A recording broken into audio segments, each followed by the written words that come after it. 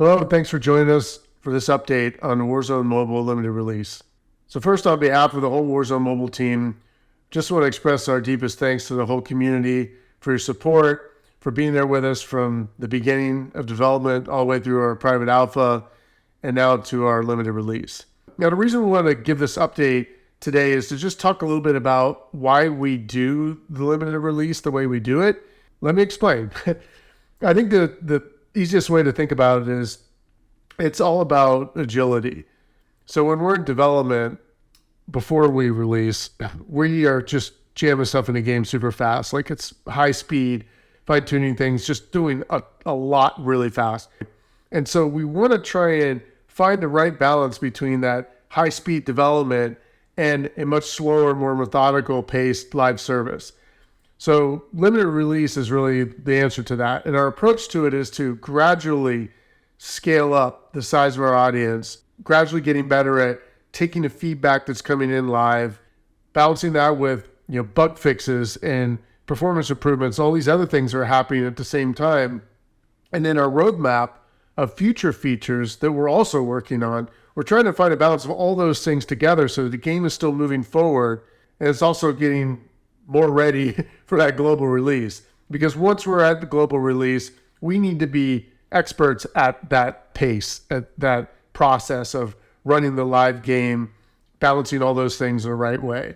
And we get there by gradually building up our size of audience. So we started in Australia. It's been amazing. We've gotten incredible feedback. It's been able to make the game better. The next couple of countries that we're going to roll into are likely going to be in Europe and in South America.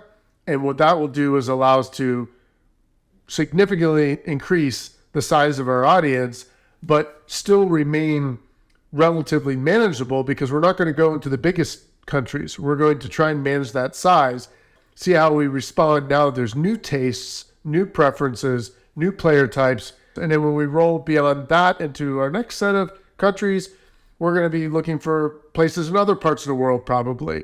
But they will never be the biggest countries because we want to save that scale until we feel like everything is working and validated the way we want it to be live, and we're ready to hit that go button globally. And when we're ready for that, you'll hear from us. So we have not announced a global release date yet.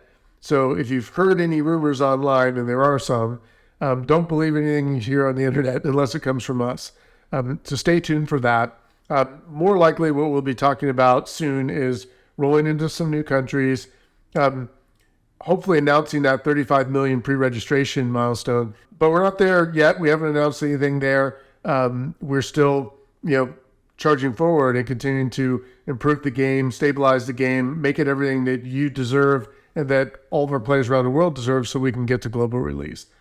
So it's a little bit about sort of the why we do our limited release the way we do it. I think we will also not always roll out to other countries, let's say, on both platforms at the same time. We may stagger that work. So iOS and Android might enter a country at a different time. And that's because the volume of work to do on the different platforms isn't the same. On Android, you just have a lot more devices to support, so much more like a PC ecosystem. That may mean that we roll out in some regions at a different time than others. But once we go to our global release, everything will be at parity. We'll be supporting our min spec. We'll be supporting all of our devices at the performance we expect. And there will be a level playing field across all the devices. Speaking of level playing field, it's also worth pointing out that there's no major advantage to players who are in a limited release versus players that aren't. As far as like the fairness and balance of the game, there's no systems or tuning or anything in the game that will carry forward that would imbalance the player base. Everyone will be at an equal footing. Now, what have we been doing during this time? What's the limited release bought us? Well, for one thing, we've been improving stability a lot. There's still work to do there for sure. We've been able to put a lot of effort into gameplay improvements, and a lot of that's based on your feedback and the folks who've been playing. And we've heard things like, we've been tuning even the animation system, which is shared from Modern Warfare 2 and Warzone 2.0. I mean, that's a pretty sophisticated system that's working on mobile, and we need to make sure that it feels as good on mobile as it does on other platforms. We feel really good about that now. The players have told us about the enemy detection need improvement, and that's an area we've put a lot of focus to. So just as examples, tons of gameplay improvements throughout the limited release so far. Visual polish is another big part of it. So, improved textures throughout Verdansk, better lighting throughout Verdansk, just lots of polish all over the place. You see the UI continue to get polished. Adding Gunsmith was massive. So we added the ability to customize your weapons, change the attachments, all that stuff, save those weapons off. So that's a big part of the Call of Duty Warzone experience, and it's something we're continuing to refine now based on your feedback. There's a couple areas that are kind of tried and true improvement areas for limited releases on any game. So like load times being one of them, the tutorials and onboarding. So we want to make it really easy for you to invite your friends, whoever they are, wherever their background in this genre, and get up to speed quickly and just be able to play with you and have a good time together. Now, as we look ahead, and we don't often talk about what's coming ahead, right? Because we change our minds. We have plans, and sometimes we get feedback from you, or sometimes we learn something by watching the data, or we learn something about how much easier or harder it was to get something to work the way we wanted to, and we change the order of which we do things. And so that means we might tell you about something, and then it actually doesn't come out till way later, and something else comes out beforehand. This is all for what we believe are good reasons, but it complicates announcing things ahead of time.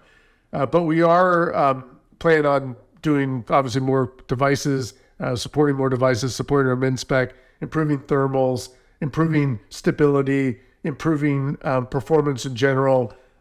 There's a lot of things we're doing to improve gameplay as well, adding new modes, adding new challenges, continue to improve load times, of course, and continue to improve the flow and the UX of the game so that things just kind of flow together nicely. We have a roadmap of exciting new features to come that we're not going to talk about quite yet, but we have the things that we plan to do, the things that you're telling us about, and the things we're learning through other means, and we're always kind of like trying to balance those things, and that work continues. We're going to continue to give you updates on how things are going.